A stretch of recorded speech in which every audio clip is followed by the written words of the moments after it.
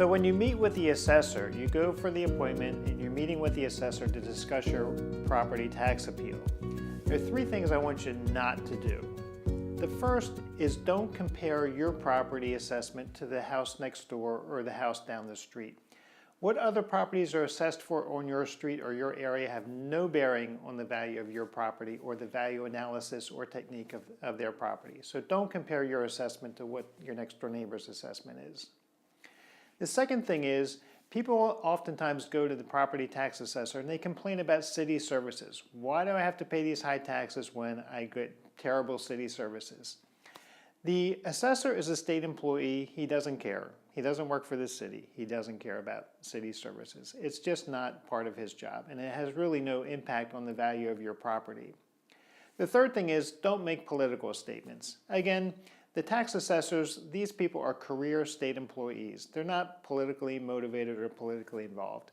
So bringing up politics has no weight on your assessment appeal. So what do you do? Well, the first thing to do is to review the property information that you get from the state and see if there are any errors on there and talk about correcting those errors and how your property is different from what the state has on there. If they have the wrong square footage of your lot or the wrong square footage of your building, if they have the incorrect number of bathrooms, and also look at the quality code. The state has a rating of 0 to 5 for the quality of a building. And if you feel that your building condition is below the grade that they gave you, having a lower grade results in a lower property value. I also encourage you to make some notes about the condition of your property and to document that. Take photographs of anything where there's deferred maintenance, repairs are needed, or any of the amenities. If you have older appliances or older kitchen cabinets, if you have older bathrooms, take photos of those and bring those to the assessor so he can see that the property is not in good condition and that results in a lower property valuation.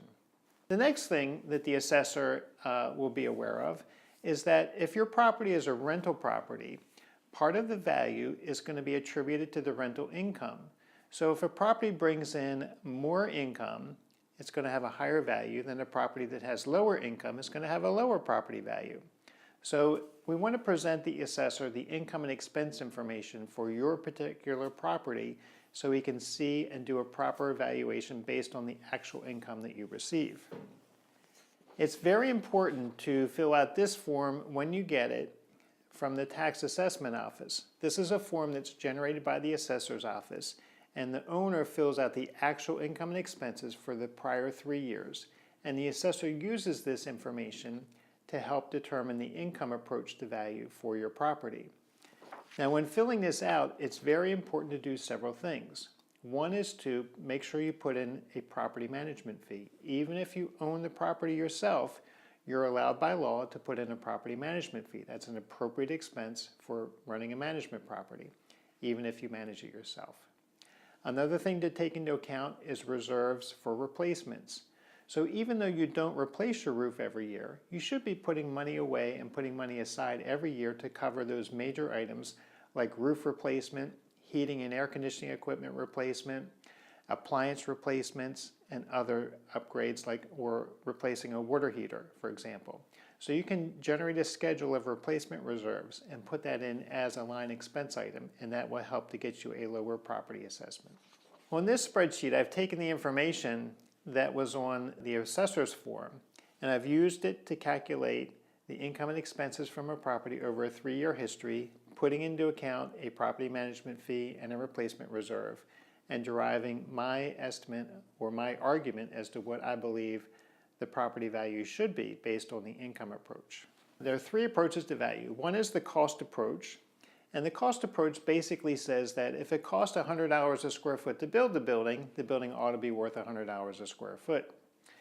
The cost approach is very important and very helpful and useful on newer properties, but on older properties, many of which are in Baltimore City, the cost approach is less an indication of value than some of the other approaches. The other 2 approaches to value are income approach and the sales comparison approach.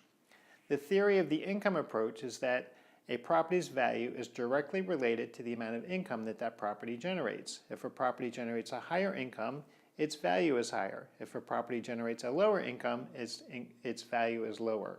So the third approach is the sales comparison approach. The theory of the sales comparison approach is if the house down the street sells for $100,000 and my house is just like it, my house ought to be worth $100,000. So how do we take that into account when valuing a property? By looking at a sales comparison approach for apartment buildings. Now, when we're talking about apartment buildings and commercial investment real estate, we want to make a list of sales and not just what the property is sold for, but we want to break out the price on a price per unit basis. So if one building has 3 apartments, the other building has 10 apartments, if we break it out on a price per unit, it gives us a unit measure of comparison. A second technique is to compare the gross rent multiplier.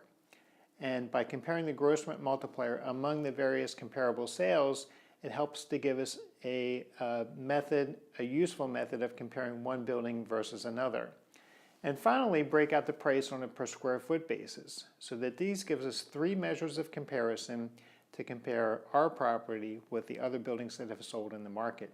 And we can use this information to argue for a lower valuation. When it comes time to meet with the tax assessor, don't argue about city services, don't argue about politics, and don't talk about what your neighbors are assessed for. What you do want to talk about is the condition of your property and the quality of it. You do want to talk about comparing your property's sales with other sales in the neighborhood and other sales of similar type properties. And you do want to come prepared to talk about the income and expenses of your property, what your actual experience is with your income and expenses, and how that supports a lower valuation of your property. Do that and you should have a very successful meeting. I hope you found this information and this video useful and helpful.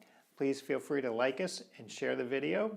I also invite you to visit my website at benfrederick.com, where you can find information on apartment properties for sale, as well as other information on legislation and issues affecting property managers, property owners, and investors.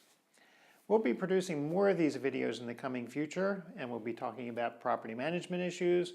We'll be talking about investing in apartments and rental properties in Baltimore City, and I hope you'll continue to check us out.